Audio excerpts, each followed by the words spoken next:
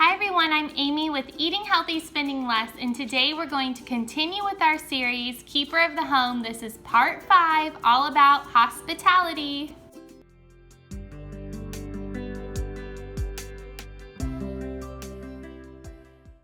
Hospitality is a gift that you give to others. In the New Testament, Jesus set the 2 greatest commandments: love God, love others. The Bible is so clear how we are to show hospitality to others. It's not this Pinterest thing where we're setting out to entertain people. We want to show them our home, where we live. It's not about me and what I cook. No. Biblical hospitality is a command that we as Christians are supposed to do, and it has nothing to do with our house or with what we cook. It's all about how can we serve others? How can we meet other people's needs? And also sharing with others the love of Christ.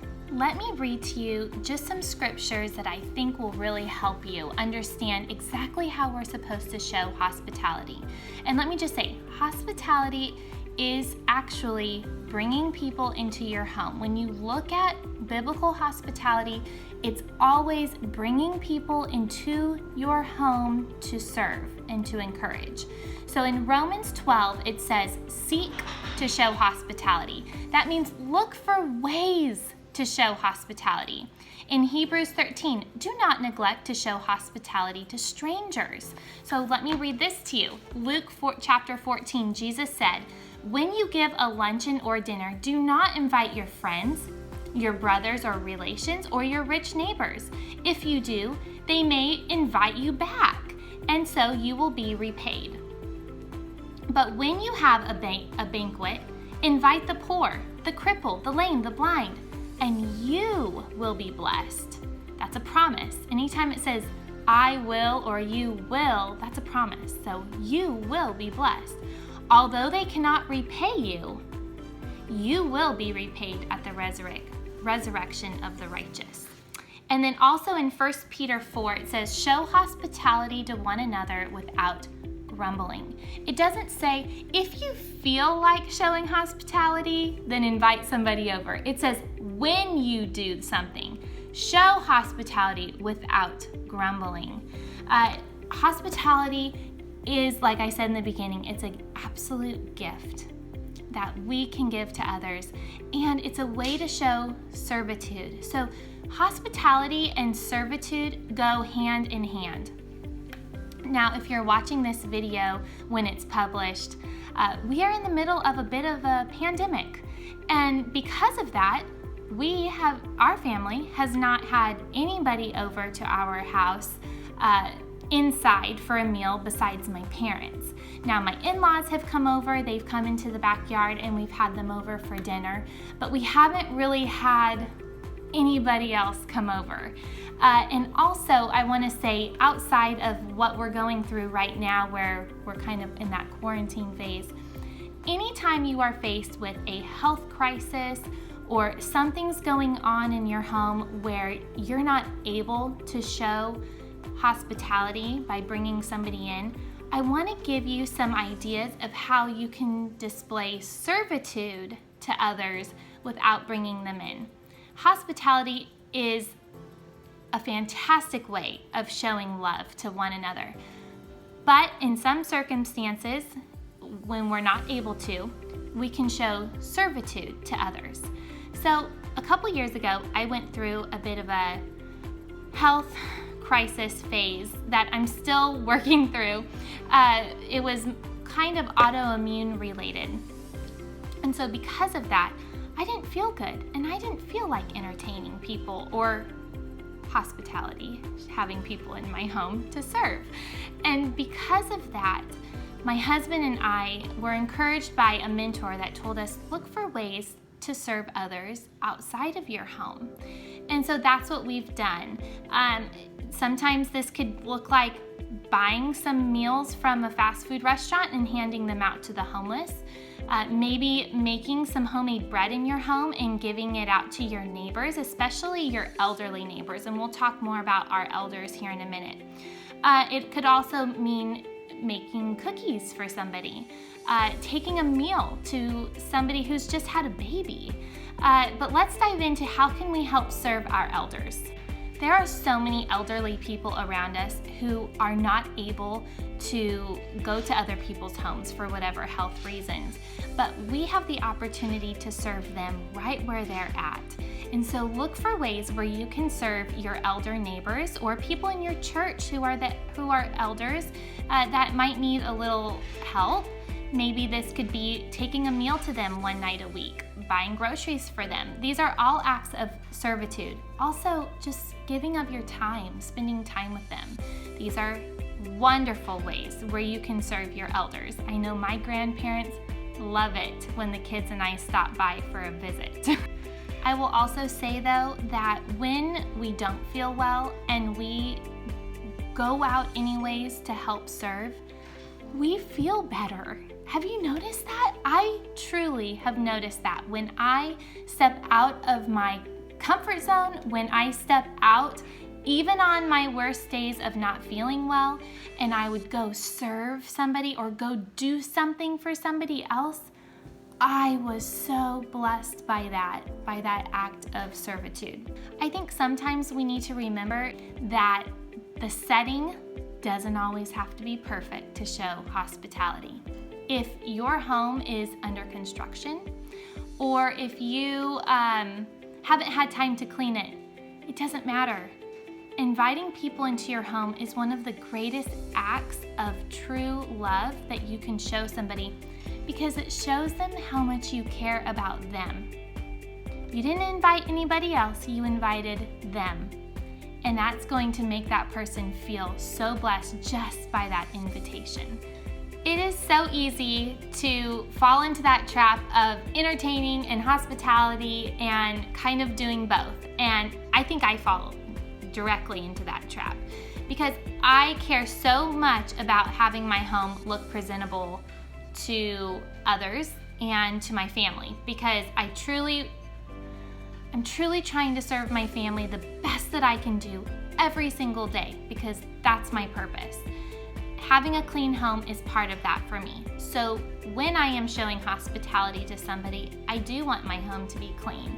I want to make sure that the front bathroom is clean for them. Those are things that I have to do because that's me. It's not me trying to show, oh, look at my beautiful home. Look how it looks. It's so clean. I don't want it to be like that. It truly is me just trying to be the best person that I can possibly be.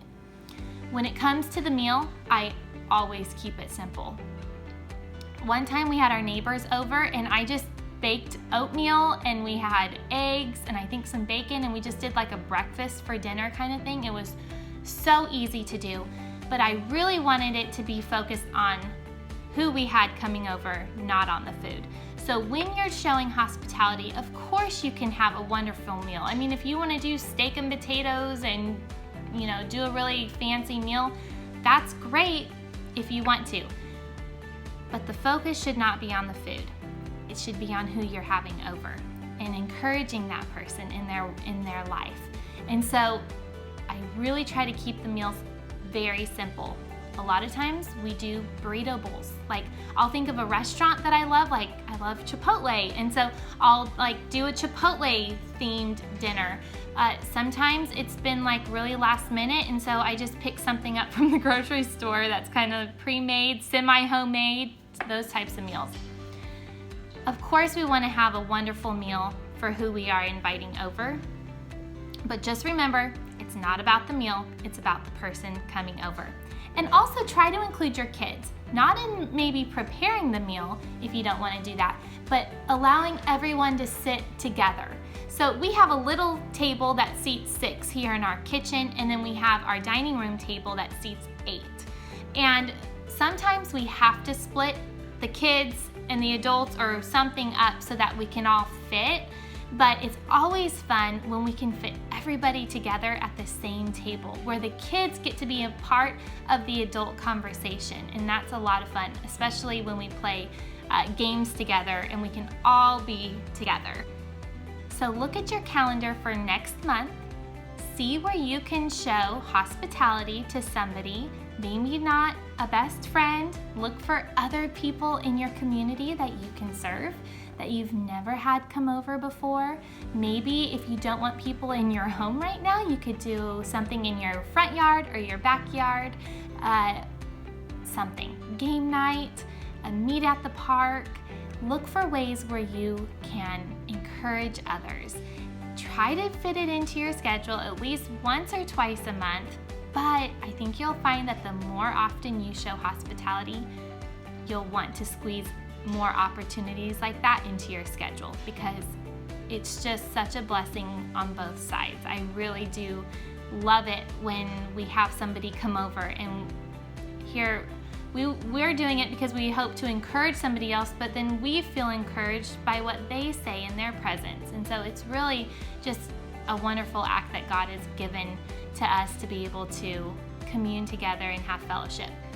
So tomorrow I have the opportunity to take a meal to a new family that has a newborn baby boy, and I would love for you to come with me. So stay with me right now. Tomorrow's gonna come, and you're going to get to come with me. It's a semi-homemade meal. A lot of it's store-bought and some of it's homemade, but it's just my go-to. And this is actually already on my website. I'll put a link down in the description. You'll want to follow this. I love it. It's so good. It's easy and it's good and everyone loves it. So let's go. Good morning, friends. Okay, so today is the day to prepare the meal for my friends who just had their newborn, and I'm going to take you with me. So this is a very semi-homemade meal. I've got my two little sidekicks with me. They wanted to come. First things first is we are headed to Hodel's. So Hodel's is a local restaurant here in town. They're very well known, and they sell the best cinnamon rolls. So when you are putting together a food basket for somebody, think of things that are nostalgic to where you live, things that they wouldn't technically buy themselves, and you want to give as a treat. So I always think of dinner and then a fun little breakfast treat for the next morning, and that's why we're gonna go get them some cinnamon rolls. You ready? Yes. Let's do this.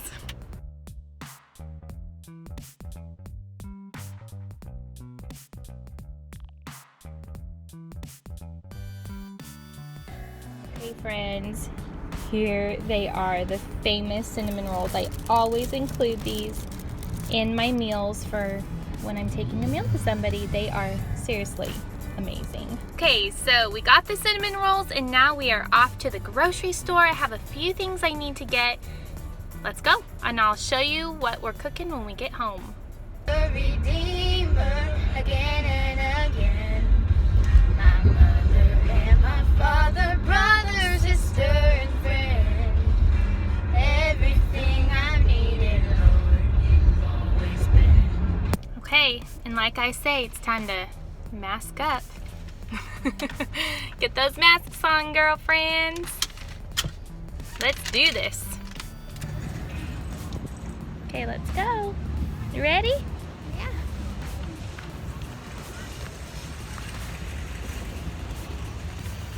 Say hi. Hi. Hi.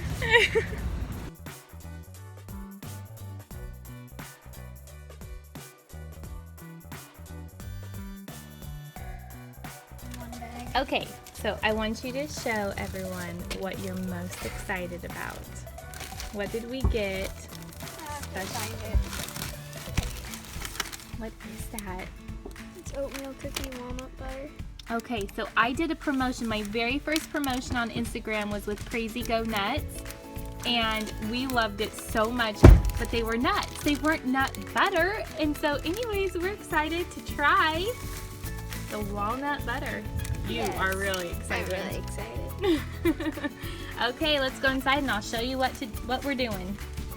Okay, so here's all the stuff. Let me go through with you exactly what we're taking tonight. So on my way to their house, I will stop at the store and pick up a rotisserie chicken for them.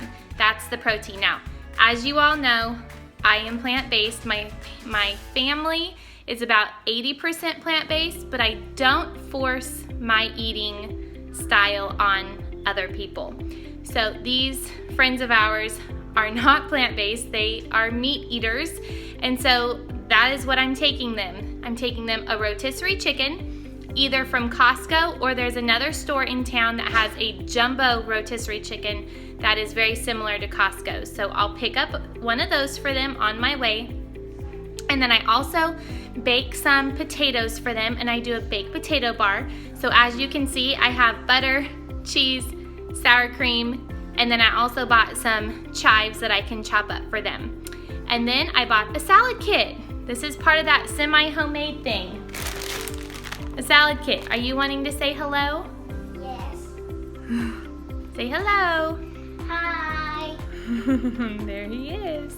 Okay, so a salad kit, super easy. I also bought them a loaf of bread. Now normally I would make my own herbed butter for them to go with the bread, but guess what I found at Walmart? It's already done for me, whipped, seasoned butter. So I bought this. It's the garlic, parmesan, and basil butter. Now, dessert. I normally make Ghirardelli brownies with a chocolate frosting to go on top and ice cream. But my husband informed me that he would prefer that I make them dump cake. So it's basically, if you're in the South, you know what this is. But Californians, I did not learn this recipe until I moved to Texas. It's just canned peaches with cake mix, butter, and some cinnamon. So that's what I'm going to make them to go with some ice cream. And then of course you saw the cinnamon rolls. So let's get going. It's only a couple things to prep and I'm done.